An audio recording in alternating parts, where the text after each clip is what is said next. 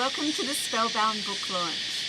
I want you to meet a really lovely friend of mine. This is Cheralyn Darcey. Hi. She's the author of the Wildflower Oracle, and she's an amazing painter, sculptress and creatress all round.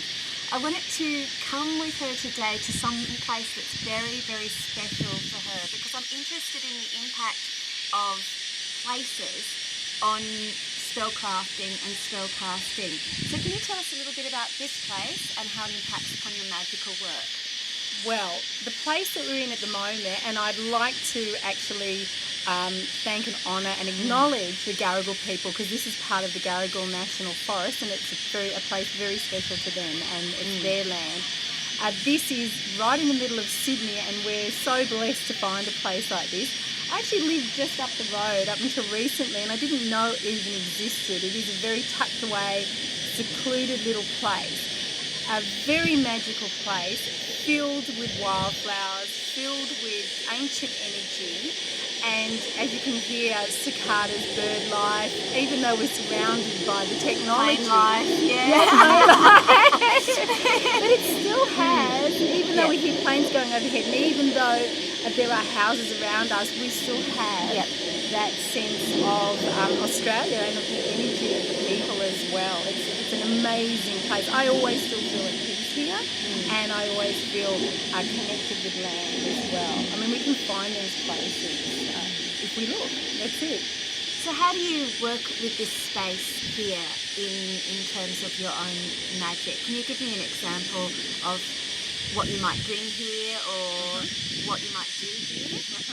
Well, when I'm spellcasting, crafting, I'll come down here to actually create spells and actually to spellcast, but I'll also come down just to meditate or even to think.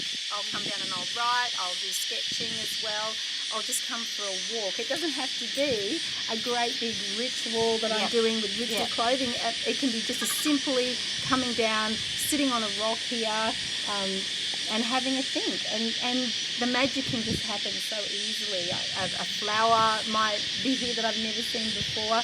A bird, a thought can come to my mind.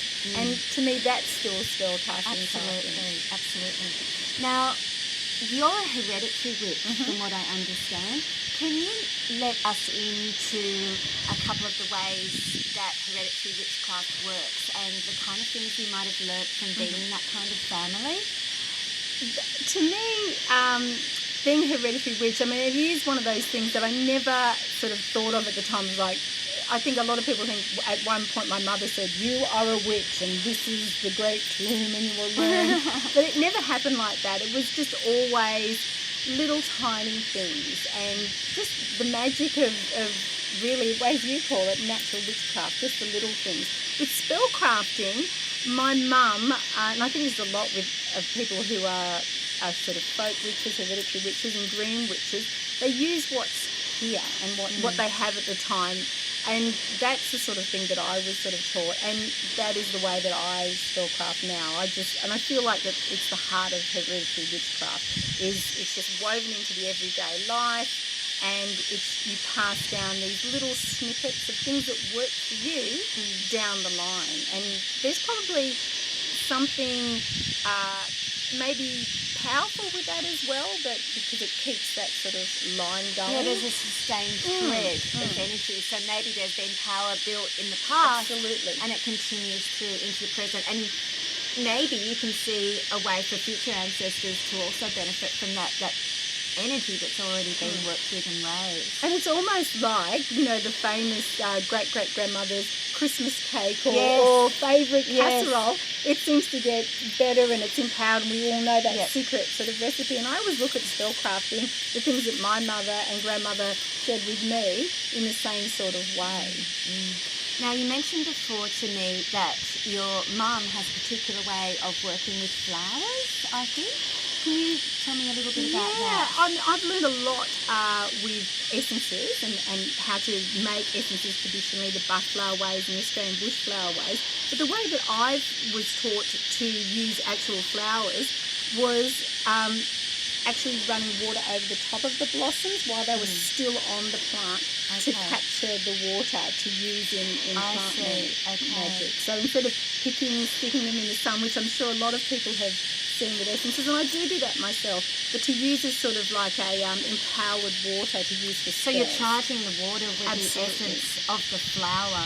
While it's it kind of makes sense too, because I think of flower essence sometimes as having, I don't think their origins are in the Northern Hemisphere, but certainly bark flowers are, and it makes sense to have steeped that in the sunlight there because it's so much more gentle.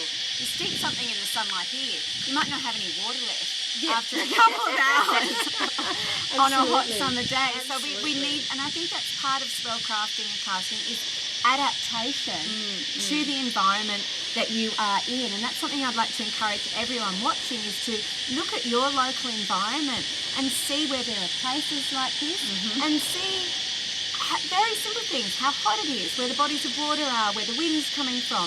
All of these things are going to play a part in your spellcrafting and casting.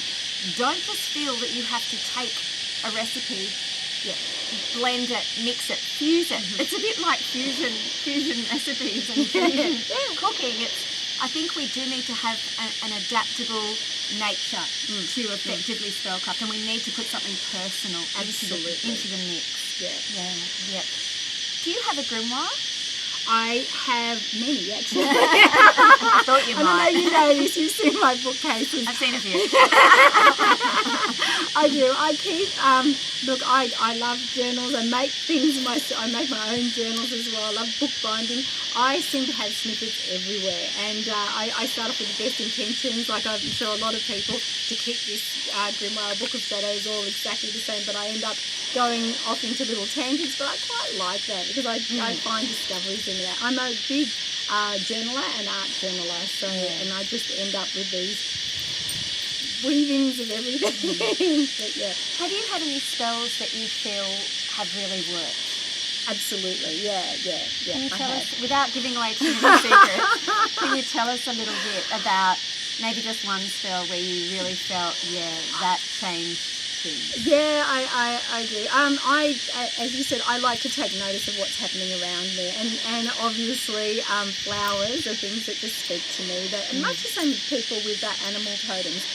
When I see flowers, it'll call to me to sort of use it in a spell. And recently, I wanted to find a spell. I actually set out sort of that day to say I'm going to make a spell today. I'll find something. I wasn't actually thinking I'll find a flower. But as I went for my morning walk with the dogs, I saw 3 dandelions in a row, ready to go. And instead of pulling them and blowing them, I actually brought them back home with me. And I won't tell you all the bits and pieces of the spell casting, but I used those in my spell casting. Yes, I did blow and I did make a wish, and the spell did come true. But again, it sort of points back to your using what that you see that's there. And that was a fusion as well. It was a spell that I have, but very much so it did work. Absolutely, yeah. How do you feel about the possibility of opening up your grimoires and sharing those with other people? It would be, I would do it, and I think, as you said before, to you many times, it's a really brave thing to do, and it's a really generous thing to do, and it is something that, because of the way I keep mine as well, I'd have to sit down and sort of rewrite it a little bit, just so that people can understand. Uncensored, I think she's trying to say. I think she's trying to say. Yeah. There might be some personal moments. There are some personal moments. I'm trying to be different. There are. But I don't keep any great secrets. I think that when I was explaining that spell before, I would have to ensure that it was presented in the right way, which I know that you've done with yours as well. So a little bit of knowledge for some people can be not so much dangerous, but it can be misunderstood, I think. So I'd have to rewrite it, because I've written my grimoires, as I'm sure it's for you to start with, and you understand what you've written. They're part diary, part journal, part confessions, part magic as well. Yeah. Look, thank you so much for joining us for the Spellbound launch today. I love talking to you about your work. I think Cheralyn's work is so magical and so relevant to our environment. I would really encourage you all to check out what she does. And I know that as a spellcaster, she really is an agent of change. She changes her life, other people's lives, and touches so many through what you do. So thank you so much for joining us today. Blessed be everyone, and we'll see you later on throughout the day. Mwah.